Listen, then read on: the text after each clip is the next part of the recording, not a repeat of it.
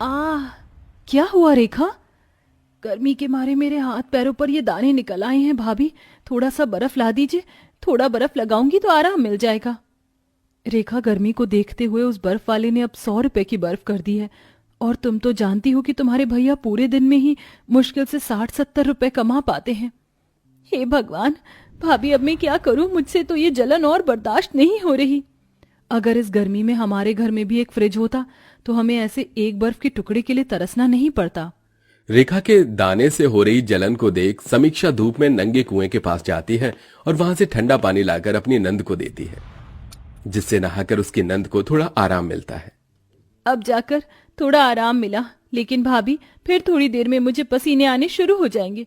Fridge तो बहुत दूर की बात है, हमारे घर में तो एक पंखा तक नहीं है।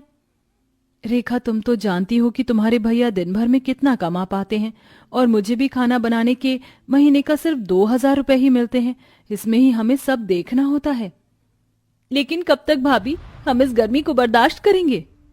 दोनों नंद भाभी गर्मी को लेकर आपस में बात कर ही रहे होते हैं कि तभी वहां समीक्षा के दोनों बच्चे मोनू और मालती स्कूल से आ जाते हैं। माँ, बहुत भूख लगी है, जल्दी से खाना दे दो, भूख बर्दाश्त नहीं हो रही है। क्या हुआ बच्चों? और आज तो मैंने रोटी तुम्हें ज्यादा दी थी। क्या तुम लोगों ने स्कूल में लंच नहीं किया? माँ, सारा खाना गर्मी की वजह से खराब हो गया था। लेकिन ऐसे कैसे? रात की सब्जी तो मैंने कई बार गर्म करके तुम दोनों को दी है। भाभी, वो ठंड की बात थी, अब गर्मी है। माँ, बहुत भूख लगी है, जल्दी से खाना दे दो। तुम हाथ मुंह धो लो, मैं तुम्हारे लिए खाना लगाती हूँ। समीक्षा दोनों बच्चों के लिए खाना निकालने के लिए जैसे ही कढ़ाई खोलती है तो कढ़ाई की सारी सब्जी खराब हो चुकी थी और उसमें से बहुत गंदी बदबू आ रही होती है। हे भगवान, 2 घंटे पहले ही तो मैंने सब्जी बनाई थी, इतनी जल्दी खराब कैसे हो गई? कहा था ना मैंने, ये गर्मी का मौसम है। अगर आज हमारे घर में एक फ्रिज होता तो ऐसे खाना खराब नहीं होता। जहां गर्मी में पंखा न होने की वजह से वो लोग चैन से सो नहीं पाते थे, वहीं फ्रिज न होने की वजह से रोटी भी ढंग से नहीं खा पाते हैं। दीदी, बहुत गर्मी लग रही है, नींद नहीं आ रही है मुझे। मोनू, गर्मी तो मुझे भी लग रही है। क्या हुआ तुम दोनों को? वैसे ही गर्मी की वजह से मुझे नींद नहीं आ रही है, ऊपर से तुम दोनों हो की। वो क्या करे, गर्मी की वजह से हमें भी नींद नहीं आ रही है, ऊपर से गुमोरी और मच्छर। बाबा, आप पंखा कब लेकर आओगे? अब इस गर्मी में पंखे के बिना और नहीं रहा जाता। देखो ना, हमारे हाथों पर कैसे गुमोरी हो गई है।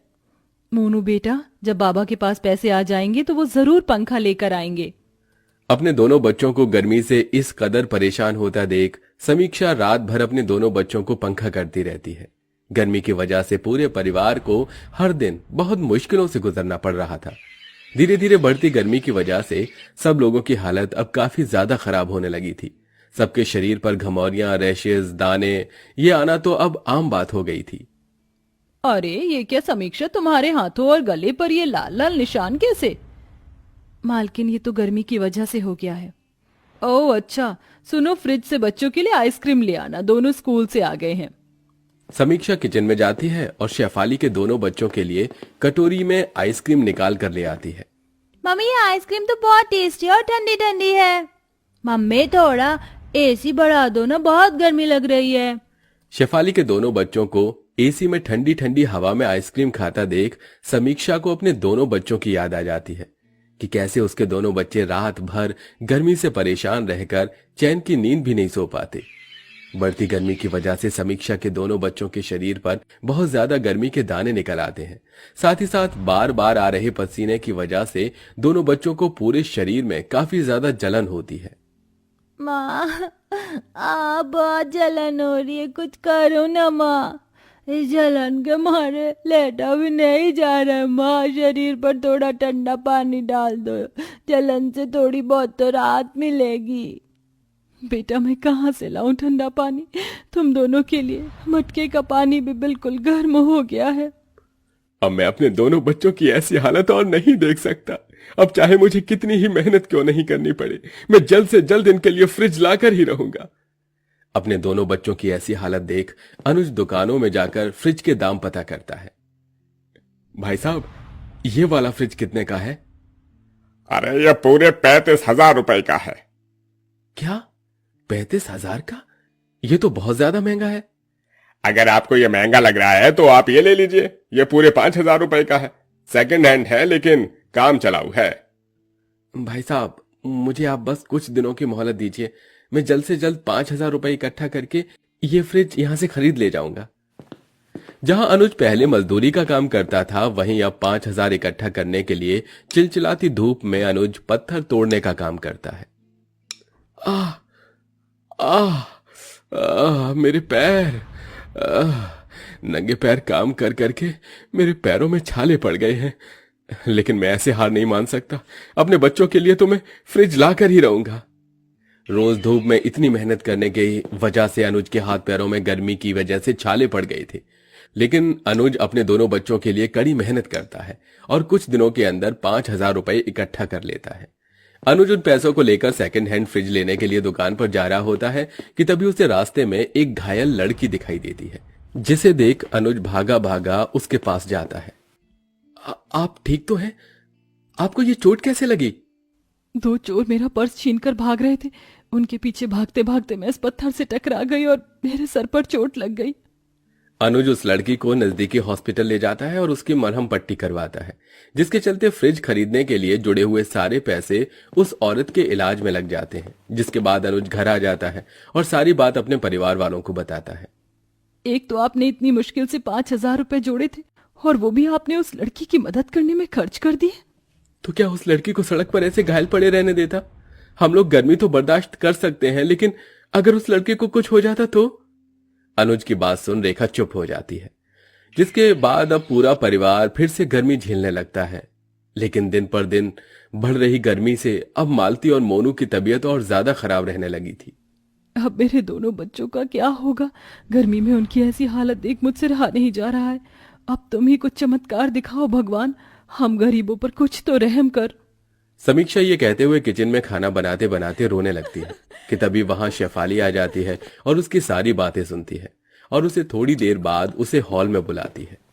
जी मालकिन, आपने बुलाया? तुम्हें कुछ देना था, ये लो। ये तो वो मैंने दरअसल तुम्हारी सारी बातें सुन ली थी जब तुम किचन में रो रही थी। तुम्हारी तरह मैं भी एक माँ हूँ और एक माँ ही दूसरी माँ का दर्द समझ सकती है, और तुम्हारी ऐसी हालत मुझसे देखी नहीं गई, इसलिए मैं तुम्हें पंखा दे रही हूँ तुम्हारे बच्चों के लिए। मेरी तरफ से ये एक तोहफा है। अब तुम्हारे बच्चों को गर्मी से और परेशान नहीं होना पड़ेगा। शेफाली की बात से समीक्षा की आंखों में आंसू आ जाते हैं। समीक्षा उस पंखे को घर लाती है। अनुज पंखे को लगा देता है। पंखे से आ रही ठंडी ठंडी हवा से मानो सबकी गर्मी उड़नछू हो चुकी थी। दोनों बच्चे भी ठंडी हवा के मजे ले रहे थे कि तभी उनके घर के दरवाजे पर दस्तक होती है। अनुज जैसे ही दरवाजा खोलता है तो उसके सामने वही लड़की को खड़ा पाता है जिसकी उसने मदद की थी। आप यहाँ? जी, वो मैंने अस्पताल के आसपास लोगों से पूछकर बड़ी मुश्किल से आपके घर का पता ढूंढा है। उस दिन आप मुझसे बिना मिले ही चले गए थे और मैं आपका ठीक से शुक्रिया अदा भी नहीं कर पाई। मुझे पता चला जो पैसे आपने मेरे लिए खर्च किए वो पैसे से आप अपने परिवार के लिए फ्रिज लाने वाले थे। मुझे सुनकर बहुत बुरा लगा, इसलिए मैं आपको एक फ्रिज देना चाहती हूँ। मैंने तो बस आपकी मरहम पट्टी करवाई थी और आप उसके बदले मुझे फ्रिज दे रही हैं। मैं आपका एहसान कैसे चुकाऊंगा? इसमें एहसान वाली कोई बात नहीं है। आप धीरे धीरे करके इस फ्रिज के पैसों को किश्तों के तौर पर चुका देना। थोड़ी ही देर में दो आदमी एक बड़ा सा फ्रिज लेकर अनुज के घर पहुंचते हैं, जिसे देख उसके दोनों बच्चे बहुत खुश होते हैं। आज तो हमारे घर में पंखा फ्रिज दोनों आ गए। अब तो हम इस पंखे की हवा में आराम से सोएंगे और साथ ही साथ हमारे नए फ्रिज में हम रोज आइसक्रीम जमा कर खाएंगे। दोनों बच्चे को इतना खुश देखकर बाकी सब घर वालों के चेहरे पर भी खुशी आ जाती है, जिसके बाद अब उन लोगों को ना ही तो गर्मी में ठंडा पानी के लिए तरसना पड़ता है और ना ही पसीने से लथपथ होकर सोना पड़ता है। अनुज और समीक्षा धीरे धीरे पैसे जोड़कर उस फ्रिज की किश्त को भी चुका देते हैं और अब सब गर्मी के मौसम में आराम से खुशी खुशी रहते हैं।